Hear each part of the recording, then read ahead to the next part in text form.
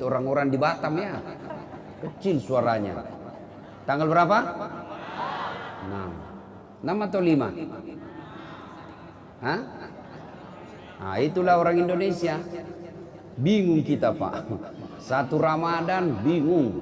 Ada yang bilang tanggal 5, ada tanggal 6. Tapi satu Muharram sama semua. Ya. Nah, kita akan kedatangan tamu namanya bulan suci Ramadan. Ibuku di kampung, kalau dia mau kedatangan tamu, maka dia segera berbenah diri. Rumah dipel, spraynya diganti, gorden diganti, bahkan menu makanan pun lain dari biasa. Bahkan dia bilang, potong kuah ayam, ada tamu mau datang. Coba, Masya Allah. Memang begitu mestinya kita dalam menyambut tamu, memuliakan tamu. Nah, insya Allah dalam hitungan beberapa hari lagi kita akan kedatangan tamu, yaitu bulan suci Ramadan. Bulan suci Ramadan ini banyak sekali namanya. 1. Bulan puasa. 2. Bulan penuh ampunan. 3. Bulan penuh rahmat. 4. Bulan dilipat gandakan segala kebaikan. 5. Bulan ada di dalamnya bulan yang lebih mulia, satu malam lebih mulia daripada 1000 bulan. Banyak macam. Subhanallah, banyak sekali nama-nama bulan suci Ramadan ini. Nah, untuk menyambut bulan suci Ramadan ini, apa yang mesti kita lakukan dan apa yang kita lakukan di bulan suci Ramadan? Apa yang perlu kita lakukan, persiapkan? Zaman saya dulu masih sekolah, itu kalau di Makassar kalau mau bulan Ramadan ada yang disebut minggu terakhir. Minggu terakhir itu dia senang-senang. Dia pergi ke pantai, tenggelam, terakhir betul. Ya, ada yang ngambil band, ya, elektron, nyanyi-nyanyi, bakar jagung, macam-macam. Tapi alhamdulillah lambat laun mulai hilang itu.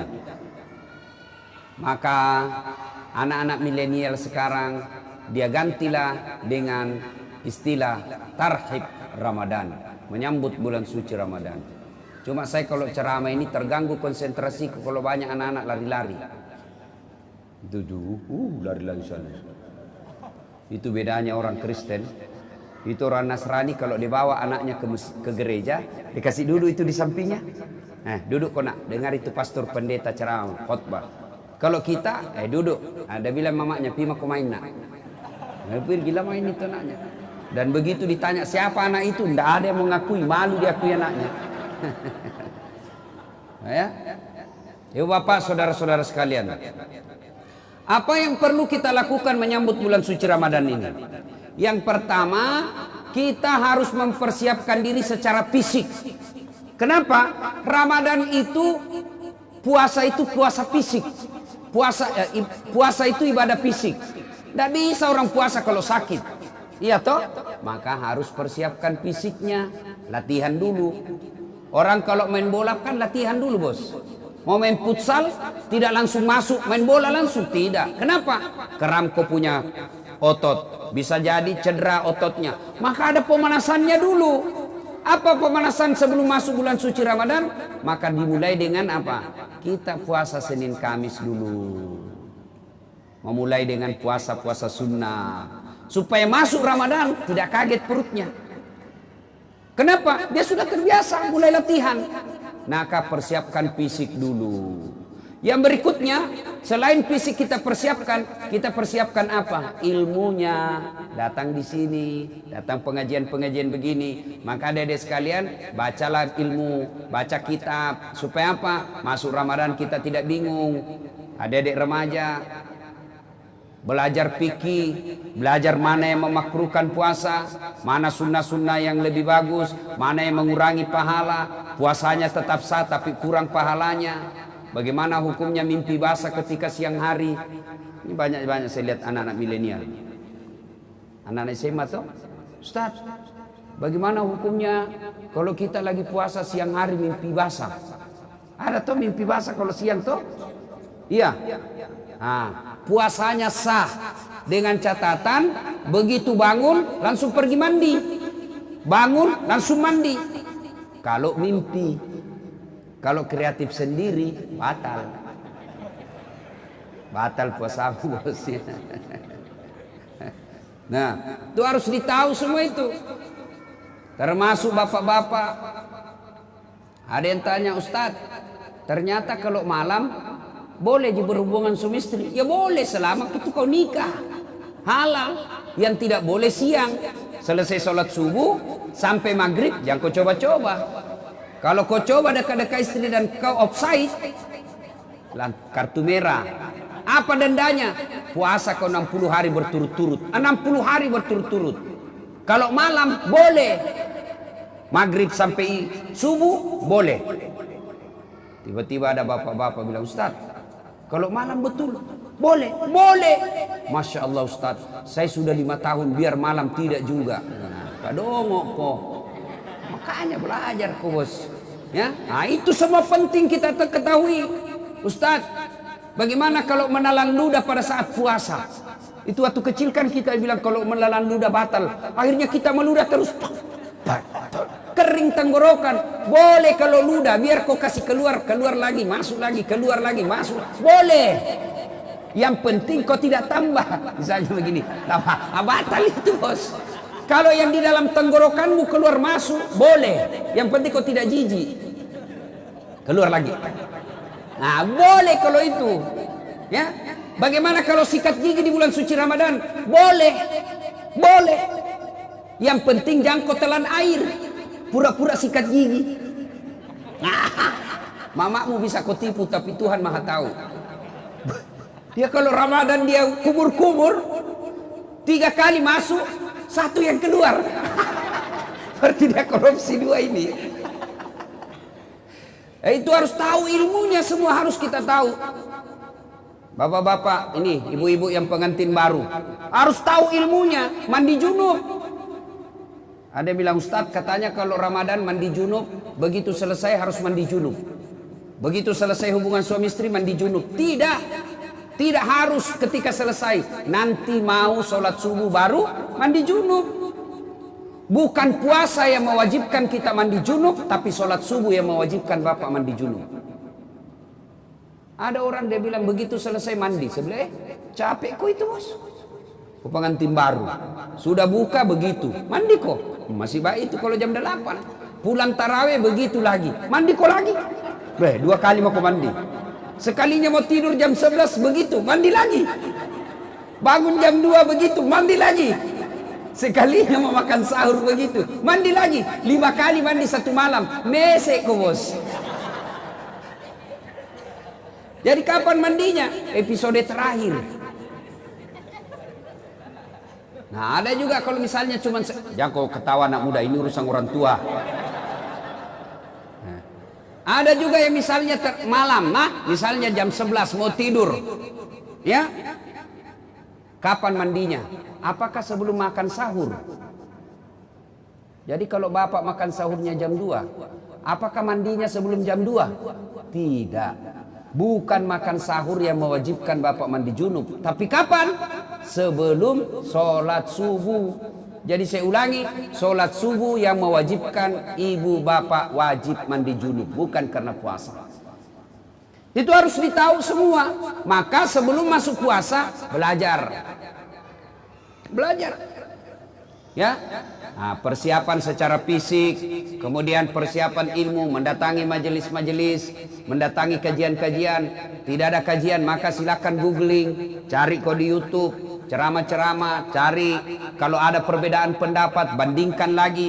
Menurut Ustadz Abdul Somad ini, menurut Adi Hidayat ini, menurut Khalid Basalama begini. Sudah itu, yang penting kau ikhtiar, sudah berusaha mencari ilmu, kau ragu, ikhtiar, salatlah. Minta petunjuk dan hidayah dari Allah. Sudah itu hakul yakin, jangan lagi ragu. Ini sekarang kan sudah banyak ustadz-ustadz kondang kok. Iya toh? Nah, cuma jamaah sekarang bukannya mengamalkan ceramahnya Pak Ustadz, dia jadi yuri. Dia menjadi tim penilai. Wah, kalau ini ceramah bagus, kalau ini bikin ngantuk, kalau ini jelek, kalau ini. Memangnya kau menjadi festival penceramah?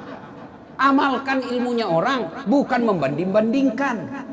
Ya, sebelum masuk Ramadan, Berikutnya lagi, sebelum masuk Ramadan, apa yang perlu kita lakukan?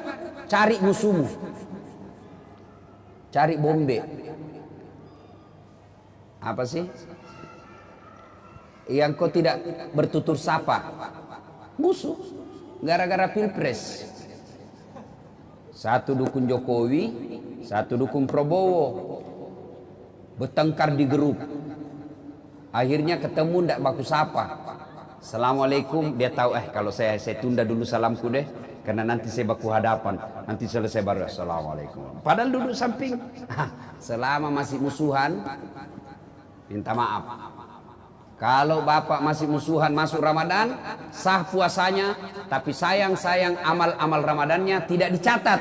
Nanti dicatat di buku amalnya setelah dia baikan sama musuhnya, termasuk yang suami istri. Itu di Sulawesi ada orang bertengkar sama istrinya gara-gara beda capres. Ya, ibu, bapak-bapak yang pernah sakiti istri minta maaf. Minta maaf sebelum masuk Ramadan. Bagaimana cara minta maafnya? Jabat tangannya, senyum, pandang matanya, jangan jabat tangan. Oh, senyum kok bos. Ada orang jabat tangan menakutkan matanya. Oh, kok ndak ikhlas itu? Senyum. Sudah itu apa? Salawat kepada Nabi. Allahumma shalli ala sayyidina Muhammad wa ala sayyidina Muhammad. Berikutnya sebut judulnya dosa. Bu, maafkan saya bu. Kata istrinya, kenapa pak? Apa judulnya? Ndak enak saya ngomong sama kau ibu. Sebut, kata Ustaz Dasar harus sebut. Ndak enak. Betul kau ndak apa-apa? Ndak apa-apa pak. Apa? Mohon maaf ibu, saya pernah selingkuh. Dia bilang istrinya, ndak apa-apa bang, saya maafkan. Memang begitulah makhluk biasa, namanya manusia. Kadang-kala kita hilaf. Saya maafkan bang, karena 2 bulan yang lalu saya juga selingkuh. Ya, nah selain itu Bapak Ibu sekalian, maka selain ya, pertama persiapkan ilmu, persiapkan fisik, bersilaturahim. Itu yang kita lakukan. Nah, masuk Ramadan, maka yang harus banyak kita lakukan, pertama banyak-banyaklah berdoa. Doa kadangkala tidak diijabah gara-gara apa? Kita tidak tahu etika dan tata cara dalam berdoa. Nah, kita harus tahu apa penyebabnya doa cepat diijabah. Saya ingin menceritakan sebuah kisah yang pernah dituturkan oleh Rasulullah Muhammad SAW. Abdullah bin Umar berkisah. Abdullah bin Umar ini anaknya Umar bin Khattab. Dia bercerita, Abdullah bin Umar, suatu kali kami mendengar Rasulullah SAW berkisah bahwa ada 3 orang pemuda melakukan musafir, perjalanan jauh. Tiba waktu malam, maka mereka mencari penginapan, tidak ada rumah. Maka mereka nginap di dalam gua. Tahu gua? Tahu gua, Dek? Tahu? Nah, itu batu, lubang dalam gunung. Masuklah mereka bertiga, karena waktu itu tidak ada hotel. Masuk bertiga. Begitu mereka tidur, bangun. Saat bangun, didapatinya pintu gua sudah tertutup oleh batu.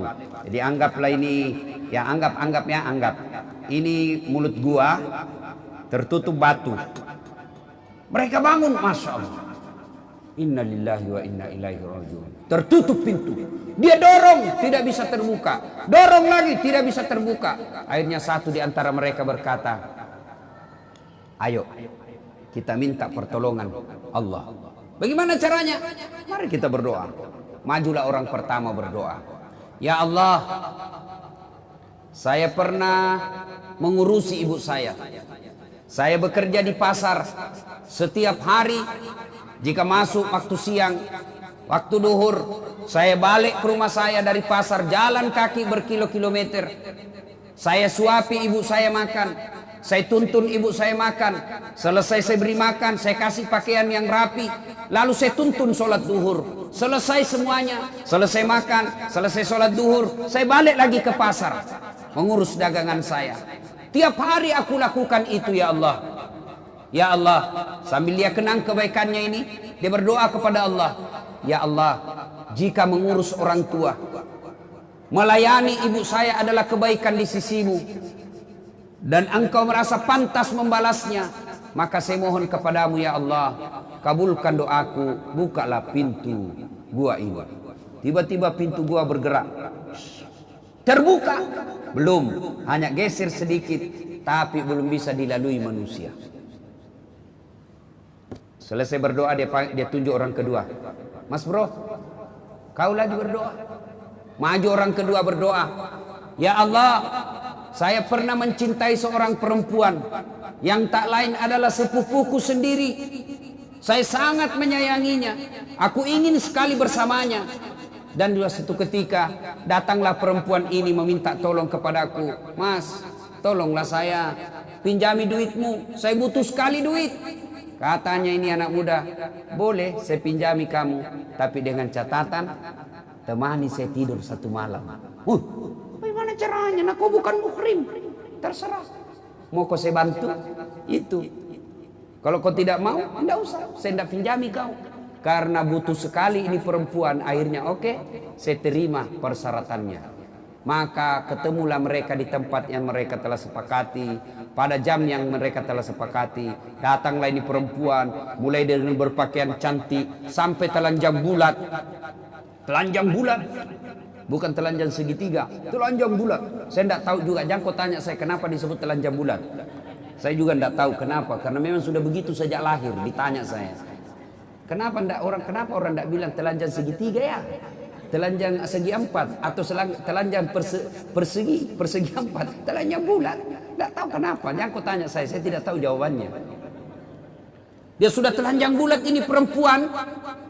Ini laki-laki sudah mau mendatanginya. Tiba-tiba laki-laki ini seolah-olah melihat rambu lalu lintas. Huruf P silang warna merah. Dilarang parkir. Oh, tidak jadi ini laki-laki. Astagfirullah. Dia tinggal, dia palingkan pandangan. Dia bilang, ini duit, ambil ini duit. Bagaimana? Tidak jadi. Terlanjur nih. Tidak jadi.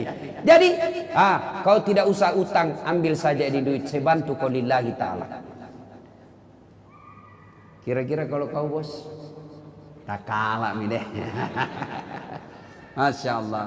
Dia tinggalkan sambil mengenang kebaikannya itu. Lalu dia berdoa kepada Allah, ya Allah, jika pada saat itu saya mampu mengendalikan diri, saya tidak berzina padahal dia sudah di depan mata saya.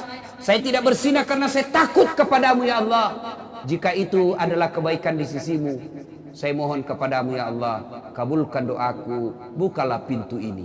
Akhirnya bergetar lagi tuh pintu gua, tapi belum bisa dilewati. Maju orang ketiga. Kau yang terakhir. Majulah orang ketiga.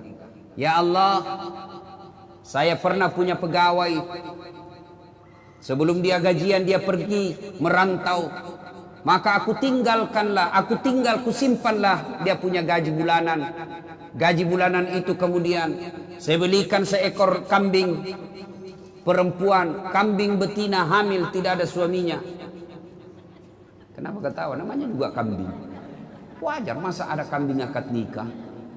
Tapi sekarang banyak tuh cewek saingan sama kambing. Hamil tidak ada suaminya, deh beleng-beleng. Kambing. Lalu saya pelihara dengan baik. Mulai dari 1 ekor, beranak pinak menjadi puluhan ekor, kemudian menjadi ratusan ekor. Pada saat jumlahnya sudah ratusan ekor, datanglah pegawai saya ini menagih dan meminta gajinya. Mana gajiku? Lalu dia berkata, tuh gajimu, tuh ada di kambing. Ada semua itu kambing di lapangan. Maksudnya apa? Itu gajimu itu hari yang duitmu saya belikan kambing lalu beranak pinak. Itu semua kambingmu itu. Benar, iya itu kambingmu semua itu. Seduk, iya ambil semua. Dia ambil semua itu kambing, tidak tersisa satupun. Ini juga orang tidak tahu berterima kasih. Masa kau tidak simpan 1 ekor? Diambilnya semua. Ya Allah, jika memelihara amanah, jika memelihara amanah dan tanggung jawab adalah kebaikan di sisimu, dan itu patut mendapat balasan, maka balaslah kebaikanku ini dengan mengabulkan doaku ya Allah, bukalah pintu gua ini. Alhamdulillah pintu gua bergeser. Alhamdulillah lagi mereka sudah bisa keluar. Nah, ini hadisnya Imam Bukhari pada nomor hadis kalau saya tidak salah 119. Dikisahkan ini. Nah, dari kisah ini apa pelajaran yang bisa kita ambil? Apa pelajaran yang bisa kita petik dari kisah ini? Pertama, ternyata tidak ada manusia yang tidak ada masalahnya. Adik-adik, ada enggak di sini yang tidak ada masalahnya? Ada? Jatuh cinta. Apa masalahmu? Dia suka enggak saya? Nah, sudah disuka, selesai masalahmu? Belum. Lamar. Dia terima enggak saya? Sudah dilamar, selesai masalah? Tidak, masalah baru. Apa? Uang panai. Orang Bugis uang panai, cocok enggak? Oke, diterima uang panai, masalah muncul. Selesai itu, menikah. Sudah menikah, selesai masalah? Tidak. Apalagi mau punya rumah. Sudah punya rumah, selesai masalah? Tidak. Mau punya anak. Sudah punya anak, selesai masalahnya? Tidak. Langsung tua dilihat istrinya, jelek lagi dilihat istrinya. Mau lagi kawin lagi. Coba, tidak ada orang tidak ada masalah, semua ada masalah. Bahkan ini saya lihat semua ini muka-muka penuh masalah ini semua ini. Yang paling banyak masalahnya sekarang itu caleg yang tidak terpilih dan banyak utang balihonya. Itu paling banyak masalahnya itu. Ayo, tidak ada orang tidak ada masalahnya. Semua punya masalah. Belajar dari kisah tadi, jangankan kita yang tinggal di kota Batam. Ini saja manusia dalam gua ada masalahnya, apalagi kita. Jangankan kita yang banyak dosa dan kesalahan, yang hampir tiap hari punya dosa, hampir tiap hari punya maksiat. Nabi dan Rasul tidak ada dosanya itu Nabi Muhammad. Apa tidak punya masalah? Penuh dengan masalah hidup beliau. Rentetan masalah dan masalah. Masih 6 bulan sudah lahir, belum lahir sudah meninggal wafatnya. Wafat bapaknya baru 3 hari diambil ibu susunya Halimatus Sa'diyah. 4 tahun bersama ibu susu kembali ke ibunya. Baru 2 tahun bersama ibunya meninggal pula ibunya ketika usia 6 tahun. Diambil oleh kakeknya. Baru 2 tahun bersama kakeknya meninggal pula kakeknya. Diambil oleh pamannya. Usia 12 tahun mereka Rasulullah sudah mulai berperang. Ikut perang, bukan perang agama tapi perang kelompok. Usia 16 tahun mulai berdagang bersama paman beliau. Jalan kaki naik onta ke Syam. Penuh dengan masalah. Di Mekah diusir dari kampungnya. Siapa yang mengusirnya Nabi?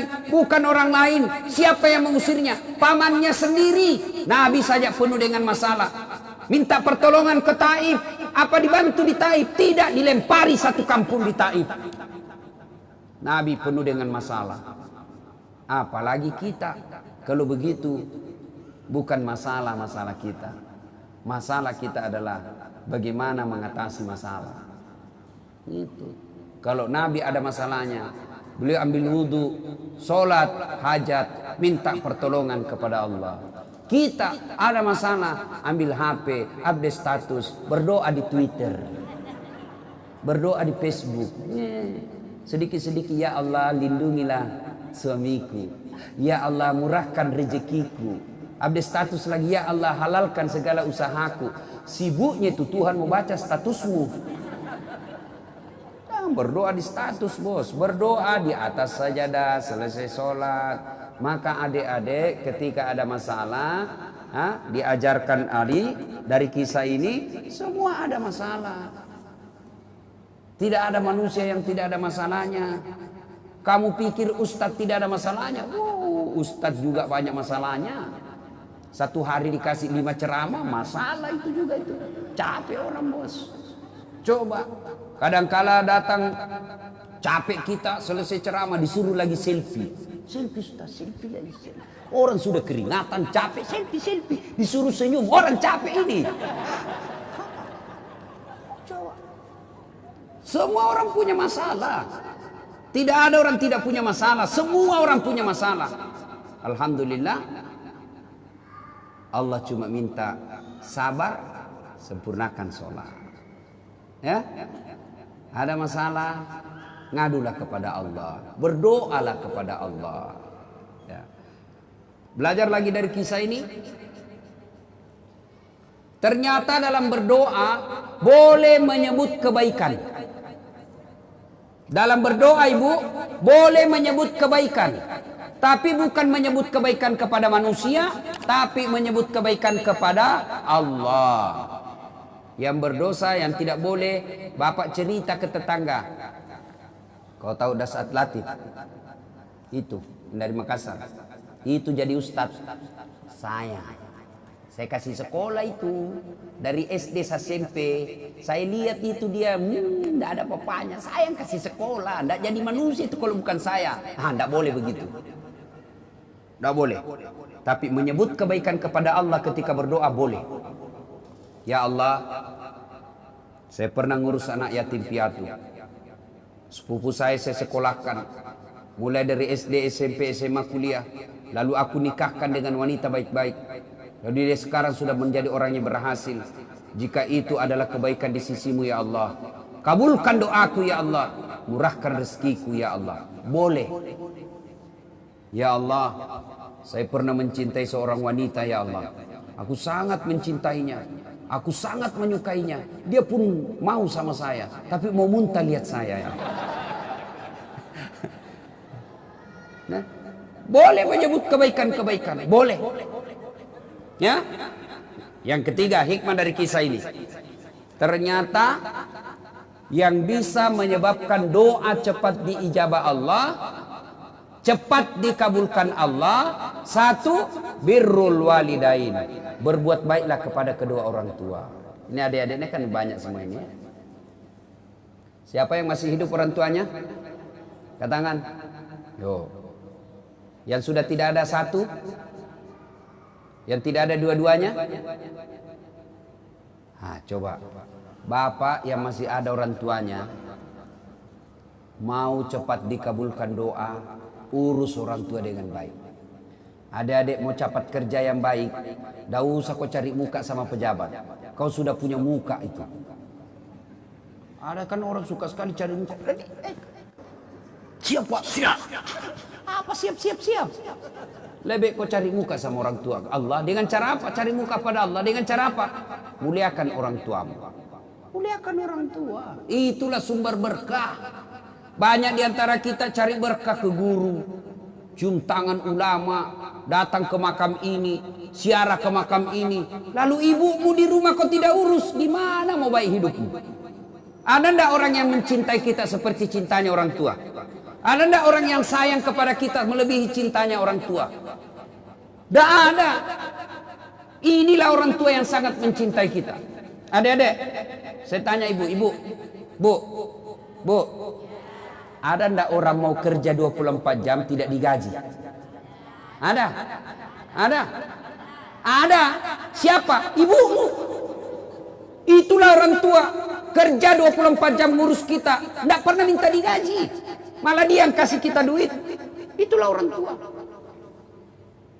Kalau ada anak-anak kurang ajar, sekali-kali kau lihat itu ibu hamil. Lihat itu ibu hamil. Menderita itu ibu hamil, kasihan. Jalannya aja itu.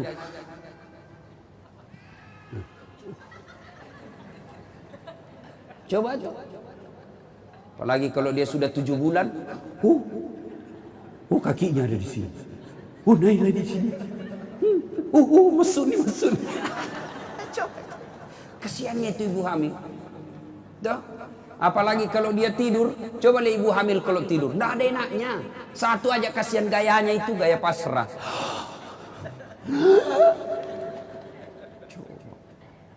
Ya bu ya. Apalagi kalau melahirkan. Ibu pernah bayangkan. Masih ingat waktu melahirkan bu? Masih. Ada ibu-ibu melahirkan senyum. Mentang-mentang dia artis, keluar kok nak.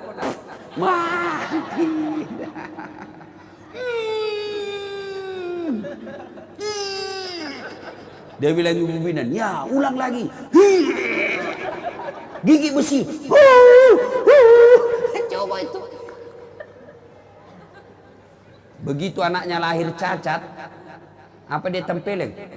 Kurang ngajar 9 bulan kau ganggu, kau siksa saya, tidak ada telingamu. Tidak, justru yang cacat paling dia sayang. Apa ada ibu-ibu meninggal anaknya yang cacat? Alhamdulillah untuk gue cepet mati. Tidak, justru yang cacat paling dia sayang. Coba. Ya. Makanya kalau ada anak-anak kurang ajar sama orang tuanya, pantas ketika Allah buat hidupmu susah.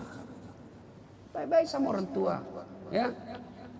Ini cewek-cewek, jangan sampai kalau lebih sopan sama bapak, lebih sopan daripada cowokmu, daripada bapakmu. Kalau bapaknya nasihati apa kata, apa sih bapak tahu? Itu dulu, belum ada medsos dulu. Sekarang sudah modern pak, beda zamannya bapak dulu. Dikasih tahu baru satu bapaknya ngomong dia sudah 19. Giliran cowoknya yang ngomong terserah abang aja deh. Beleng-beleng. Tahu beleng-beleng? Tahu beleng-beleng? Ah itu beleng-beleng itu makan es krim ditiup. Oh, Pak.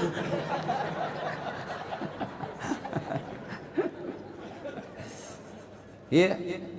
Berbuat baiklah sama orang tua. Adik-adik, bagaimana cara berbuat baik sama orang tua? Satu, suara tidak boleh lebih keras dari ibu. Itu jelas, itu protapnya. Dalam Quran sudah jelas sekali protapnya. Imma yablughanna indakal kibra ahaduhuma aw kilahuma fala takul lahuma uf wala tanharhuma wa kullahuma qaulan karima. Itu sudah ada dalam Quran itu. Jangan kau berkata sakit hatiku Ustaz. Berapa sakit hatimu dibanding sakitnya melahirkan? Ada kan anak-anak kasihan itu siapa yang besarkan? Neneknya. Sejak lahir ditinggal sama ibunya. Ibunya pergi menikah lagi, bapaknya menikah lagi. Akhirnya ini anak dibesarkan oleh neneknya, disekolahkan dengan baik, dapat kerja yang baik, ternyata baru pulang ibunya. Ibunya gagal pernikahan keduanya, bapaknya pun demikian. Lalu datanglah ini orang tua ke anaknya yang tidak pernah diurusnya. Ini anaknya marah. Apa bapak saya, dia terima beres, ibu saya tidak pernah diurus. Biar kau kasih haji ibumu 2 kali. Kau belikan ibumu 1 kilo emas. Kau bikinkan istana belum seimbang dengan darah yang ada menetes dalam dirimu. Itu dari orang tua. Ya, jadi tidak ada jalan itu mau melawan orang tua. Belajar dari kisahnya Ibrahim alaihissalam. Ibrahim alaihissalam dapat siapa namanya bapaknya Ibrahim? Siapa? Azor. Dia nyembah berhala. Ibrahim mau ribut sama bapaknya, mau lawan bapaknya. Apa kata Ibrahim? Kata